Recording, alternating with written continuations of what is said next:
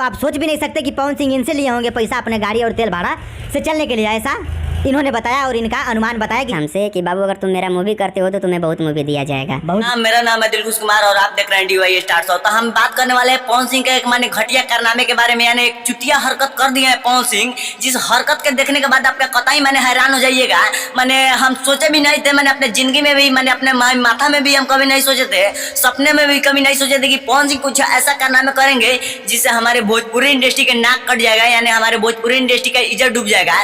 तो आप लोग सोच रहे होंगे, ये भी बात सोच रहे होंगे कि किस बारे में बात करने वाले हैं। तो मैं आप लोग को, मैं थोड़ा देर पहले जो शुरुआती में ही, जो एंट्री में ही जो मैं आप लोग को वीडियो दिखाया हूँ, वो आप लोग को थोड़ा समझ नहीं आया होगा। तो मैं आप लोग को फुल प्रोसेस के साथ समझा दूंगा इस वीडियो में कि आखिर क्या बात है जिसमें पवन सिंह को टारगेट किया जा रहा है और पवन सिंह को गलत समझाया जा रहा है। तो पहले आप लोग ये वाला वीडियो क्लिप देखिए, उसके बाद हम आगे बात करेंगे। इन्होंने बताया और इनका अनुमान बताया कि हमसे कि बाबू अगर तुम मेरा मूवी करते हो तो तुम्हें बहुत मूवी दिया जाएगा, और एक मूवी का 2.5-3 लाख से कम नहीं पाओगे तुम।